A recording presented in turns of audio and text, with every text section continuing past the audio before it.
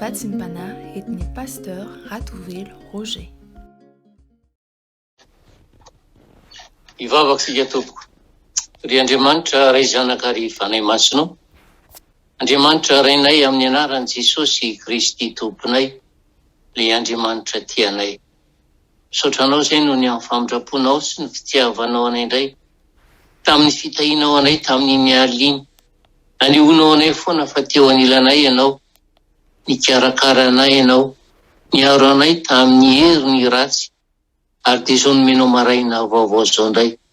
Maraina izay hatsapanay indray fa mbola eo ianao miaraka aminay. Misaotra feno Jesosy.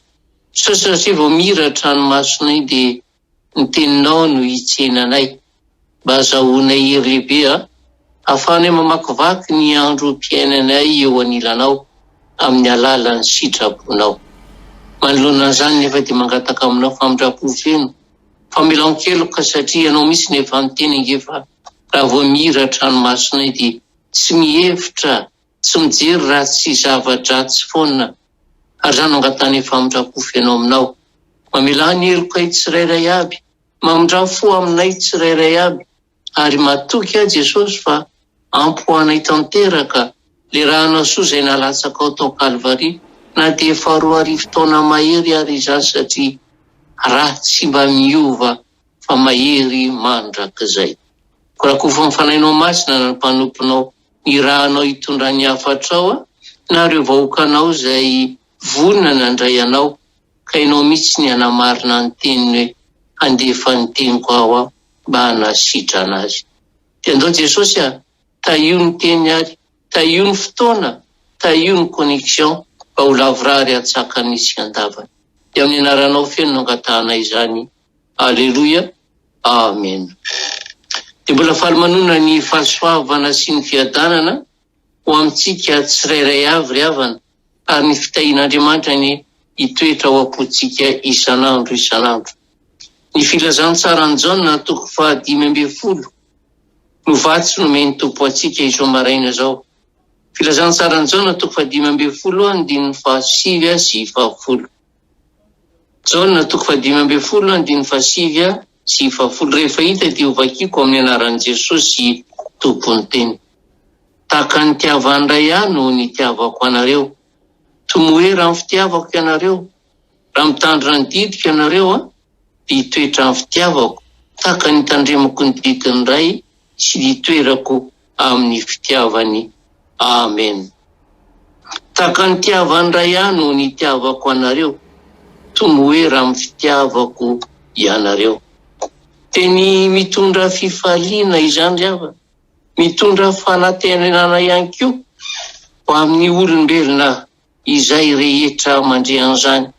Raha olombelona tokoa matsy no miteny an'izany sy mitory izany fitiavana izany dia toa mampanahy, mampisalasala ary toa mampatahotra mihitsy azy. Fa eto dia Jesosy ilay be fitiavana mihitsy no milaza hoe tahaka ny tiavandray no nitiavako anareo. Fa inona moa no tiavana izany fitiavandray izany? Tsy inona izany fa ilay fitiavana an'izao tontolo izao. Izao tontolo izao izay efa tena rakotry ny ota. Ary noho izany fitiavan'Andriamanitra izay no nahatonga ny filazantsara ny Jaona ilaza hoe fa toy izao ny tiavan'Andriamanitra izao tontolo izao, nomeny ny zanan'ilay tokana. Ary izay hoe Andriamanitra mihitsy no manao hetsika mba hamonjena n'izao tontolo izao, satria tiany andova ny fiainana mandrakizay. Ary io tsy misy hakanavaka fa izay rehetra vonona handray an'i Jesosy no hivatana an'izany fitiavana izany. Io zany ry havana dia tahaka ny masoandro izay miposaka, masoandro afaka mitondra fahazavana, mitondra hafanana, ary afaka migioka n'izany ny zava-boary iray manontolo. Fa kosa ireo izay mitoetra ao ambanin'izany masoandro izany ihany no afaka matsiaro, matsapa ny fahazavana, ary indrindra ny hafanana entiny.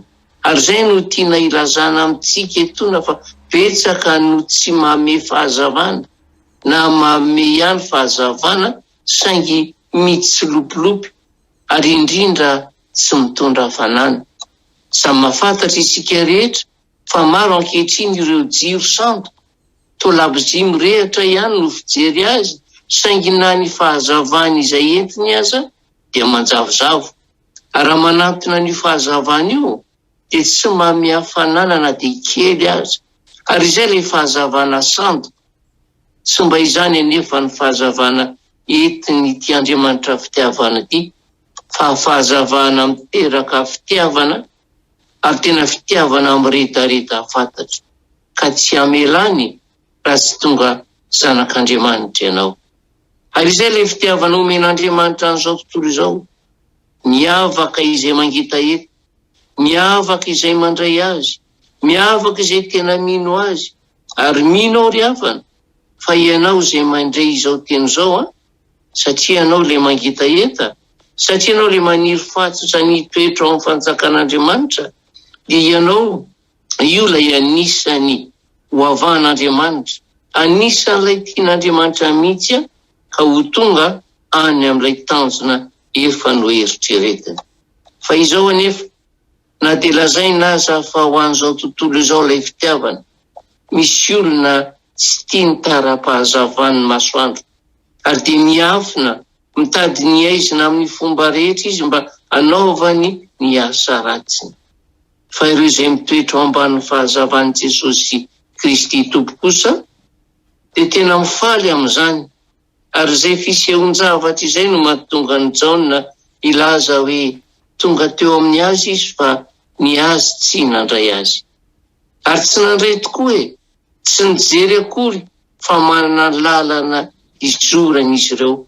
Fa ianao izay miaino vonona handray ilay fitiavana, ianao izay hivatana ity tenin'Andriamanitra ity, hoy izy aminao hoe toy ny hoe raha fitiavako fa tahaka ny tiavan'iray ahy no ny tiavako anareo. Ny zanalahy tokana ange no nafoiny ho an'izao tontolo izao izay ange ilay fitiavan'Andriamanitra ary tao anatin'ilay fiaretany mafy indrindra no nitenenany hoe aoka tsy ny sitrapoko no atao fa ny ianao. Ary dia niankina tanteraka tamin'Andriamanitra izy mba havitahany izay iraka nandrahan'Andriamanitra azy tety amin'izao tontolo izao ity. Nandritry ny mission tokoa mantsy dia nisy fangiry firina tao, nisy fanala-baraka tao, nisy fanetretena feno tao, ary naleo-peo mihitsy azy izy ny hoe nahoana no tena fohy ahy ianao. Fa manoloana n'izany rehetra izany dia tsy maintsy ho tanteraka ny fikasan'Andriamanitra, dia ny avonjy an'izao tontolo izao na dia tsy maintsy miaritra ny fangiry firina aza iray ny rahana. Drao dia adinonao ry havana fa ilay programan'Andriamanitra ange dia ny amonjena azy ianao ary tsy maintsy maty Jesosy, nitsangana tamin'ny maty ka nandresany fahafatesana, niakatra ao any an-danitra ary nipetraka eo kavanan'Andriamanitra iray. Ary izay lalana ny diavin'i Jesosy izay no tiany ho lalovantsika ihany koa, ka tsy maintsy handalo fahafatesana isarahan'ilay nofo hodovovoka ary ny fanahy hiatrika ny fitsarany any amin'ny farany any. Fa ao anatin'izay fandrenesanao ny ten'Andriamanitra izao, mety misy marary ao, mety misy reraka ao, mety misy kivy, mety misy verevitra mihitsy ary, mety misy miaina ny fangiry firina amin'ny lafiny maro, anisan'izany ny aretina, mety misy aza ao anatin'ny fahamoisan-toro, ary mihevitra fa efa tena mamely mafy ny fahafatesana. Fa izao no lazaiko aminao ry havana, lalana tsy maintsy ho diavintsika izany, lalana hitondran'Andriamanitra antsika izany, lalana anefeny antsika izany, tsarovy anefa fa tsy mivadika ilay Andriamanitra ty antsika. Ary miazona ny fanekeny hatramin'ny farany izy, dia ilay fanekeny izay nolazainy fa tsy ho tsoahany mihitsy, na dia hetsika aza ny tendrombohitra, dia ilay famindrapony ho ahy sy ho anao izany, satria efa misy toerana voaomana ho antsika dia ny lapan'ny voninahiny. Ilay fanjakana dia ilay fiadanana mandrakizay. Fa kosa mila mitoetra amin'ny fitiavan'Andriamanitra isika. Izao no alfa sy omega hoy Jesosy. Noho izany dia tsy maintsy manaraka ny didiny isika raha tiantsika hifarana eo amin'ny ny diantsika. Ry hava malala amin'ny tompo, ianao kosa izay nofidiny indray androany no itenenany hoe tomoera amin'ny fitiavako tahaka ny itiavan'ny Andriamanitra amin'ny Jesosy. No nitiavany atsika dia ilay fitiavana tsy misy tambiny, fa fitiavana mitondra fifalimbe ary fiadanana tsy aitonona. Fanjarako sy anjaranao no miazona ilay teny fitiavany izay tsy miova ho maro sy anio ary mandrakizay. Manao ahoana raha no fiazonanao izany fitiavana izany? Efa tena nafoinao ve ilay fahasambarana sy fiadanana santoko omeny Satana ho anao? Sa mbola makamamy sy mbola mitoetra eto amin'ny tontolo feno fitaka sy mivadibadika ity? Fa hoy mantsy Andriamanitra hoe ay ianao. Ny fandraisanao an'izany teny izany no tsy fantatro, fa ny tiany ho lazaina dia malahelo izy raha mbola misabaka ianao ka milaza fa mamy ilay fitiavan'Andriamanitra, nefa kosa mbola mamikitra sy mankafy izao tontolo izao. Fa ny tanjon'Andriamanitra dia ny anjakanao ao amin'ny fiainana mandrakizay. Ny tanjony dia ho azy manokana ianao. Ry hava malala amin'ny tompo, ao anatin'ny olana ve ianao zao? Ao anatin'ny fahasarotana ve? Hoy ny mpanao salamo hoe soa aho napahoriana mba hitandremako ny didinao. Hitandrina ny didin'Andriamanitra ka hitoetra ao anatin'ilay fitiavany. Ary zay no mahatonga ny Joba ilaza hoe fa malala ny lalana falehako izy, raha izany toetra ao dia hivoaka tahaka ny volamena. Satria mbola hitoetra ao anatin'ilay fitiavan'Andriamanitra. Ry havako isany, tomoera ary amin'ny fitiavan'i Jesosy Kristy Tompo, ary tandremo ny didiny, satria ianao iangela ivery fa notadiaviny ary namoizany ny zanany. Ka vonina ve ianao hitoetra amin'ny fitiavany? Anjaranao no mamaro ny fanontaniana, fa entitra ny tenin'i Jesosy hoe tomoera amin'ny fitiavako ianareo. Amen. Ivavaka sika tompo. Dia raha laza natolotra ianao Jesosy, satria nampahafantarinao anay indray androany fa raha mitoetra ao anatin'ilay fitiavanao ianao dia tanteraka aminay tokoa ny teninao. Zange ty ambombanareo tahaka ny fomba nyrenako anjanany ao ambanin'ny elatra. Zany hoe rehefa tena ao ambanin'ny elatry ny fahasoavanao zay, rehefa tena mitoetra ao anatin'ilay fitiavanao zay, dia mahafaka mandry andriambony vata ka tsy hananay ahy. Anjaranay tokoa mantsy Jesosy, rehefa mandre ny hafatra tahaka an'izao no tena misafidy hoe tena mbola hisabaka ve zahay ka akamamy amin'izao tontolo izao ihany, fa ianao ataonay fiandry fotsiny eo. Fa rehefa tsy pahan'izao tontolo izao zay, rehefa zeran'izao tontolo izao zay vao miangavy ianao mitalao aminao. Fa androany ianao tena nilaza taminay fa tianao izahay ho anao ray manontolo ary hitoetra ao anatin'ny fitiavanao. Terizo ary zay Jesosy, raha ny herinay sy ny tanjakainge tsy mahefa an'izany izay, tena tsy mahavita an'izany zay, tiana ihany ny ala anajanona an'izao fifalian'izao tontolo izao. Fa resy ihany resy foana zany nangatana ny fanenao masina mba hitoetra aminay tsirairay aby, ahafahanay Jesosy mandà tsy hanatanteraka ny fifalian'izao tontolo izao fa tena hiaraka aminao ka na mandalo lalatsarotra ary dia hiteny aminay foana ianao hoe aza matahotra fa za ombanareo mandrakariva. Misaotra betsaka Jesosy, ady mametraka an'ireto mpanomponao zay tafahoana taminao teto androany, amakivaky ny tontolo mako izy ireo, mety handalo lalatsarotra, mety handalo zavatra tena tsy takatry ny saina. Fa za dia mahatoky foana Jesosy fa raha milaza mivava ny tsiray fa hitoetra ao anatin'ny fitiavanao, hiaraka aminao tsy ho avelanao kitian'ny Satana mihitsy, satria zanakao efa niasa ny tananao dia ho tahinao.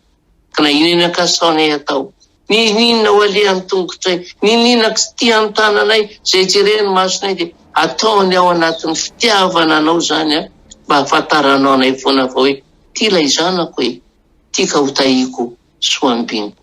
Dia misaotra Jesosy ka manoloana izany dia avarino amin'izareo ny hitondranao masina fa hitahy an'izy ireo ianao ka hiahy azy. Ampamirapirira ny tavanao amin'izy ireo ianao ka hiteny amin'ny foana aza matahotra ary malaga.